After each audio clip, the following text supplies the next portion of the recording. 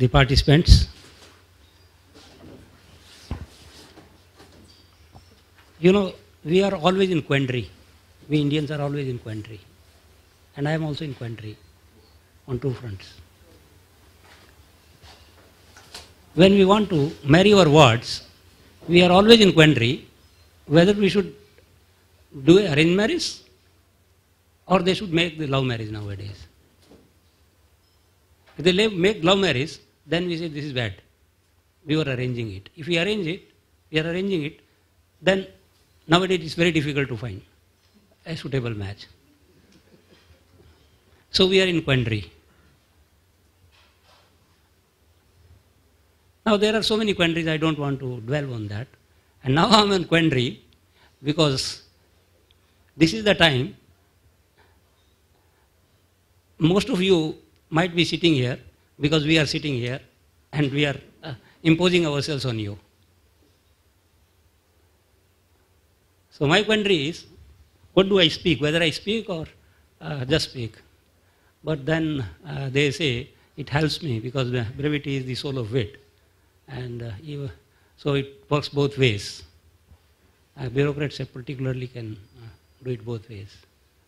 So when they don't know, so they will say it little and say I know it because I know a lot so that I can put in few words. So I'll try to put in few words. The telecom is a very a critical infrastructure for the country, and whole of the information flows through the telecom network from wherever it is there. And there also we were in quandary in 2009-10, and we came out with some security guidelines how to protect the telecom infrastructure, because if we are able to protect the telecom infrastructures, large number of the information infrastructures can be protected to quite some extent. And those were the days when the Estonia attack has happened and Georgia attack has also happened. Then first we introduced a system where the clearances has to be taken from the MHA, and then the clearances were not coming for almost a year, 6 months to 8 years. No equipment was put into the network, and the development stopped. And that is also a good way of securing things, you know, because if you live in a hut, no one is going to steal anything from you. Only problem is when you want to make a palace. So that is one thing that you can do that. But then we realized probably we need to do something about it. We need to make palace. We cannot stop the development. Then again, through iterative process, we came out and we brought out certain guidelines and instructions by which escrow account was to be created, where the people will deposit their software source code into the escrow account.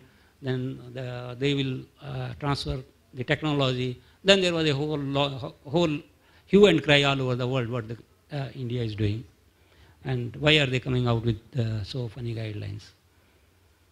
Then, you know, and we were in a mess. The whole the telecom sector and the country, all offices, NSA, PM office and other things, what to do with this kind of thing. On one hand, there is a need that the telecom infrastructures need to be protected. On the other, we were not knowing what to do about it. Then to resolve that quandary, I thought, I had read a book at that time, recently, that Stephen Covey book is there, 7 Habits of Effective Manager, of Effective Leader. And there something is there, the principle-based approach to the leadership. So we thought, let us apply this. So let us have some principles, rather than issuing some guidelines here and there, and then those being shot down here and there. And then we had one philosophy and principles, and the word principle is selfish principle. The philosophy was, as Madam has stated, that we thought, let us build in the security into the system rather than having add-on feature into it. So it works like total quality management and the quality assurance. In the total quality management, in quality assurance what we used to follow is, whatever the defective pieces are there, you weed it out. But you don't really address the issue of actually not producing the defective pieces. Main assent was not that. In the total quality management, so the assent came in that you don't allow anything bad to happen into the system itself. So therefore, you don't have to weed out and do that. So in this case also we thought, let us follow that philosophy. And then the principles we came out, and I'll just narrate what these principles are. So first we said these guidelines should be practical. It is not, I'll just name it and move forward because there is no time to explain those things. So we derived from the principle itself that guidelines should be practical, and the responsibility should be on the user. That means the telecom service providers here. So the responsibility should be there.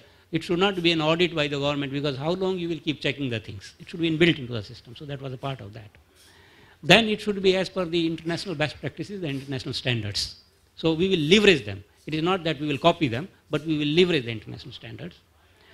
Then we will build the national capacity over a period of time, both in terms of the security and manufacturing of the telecom equipment. And the solution, whatever is there, that should be cost effective.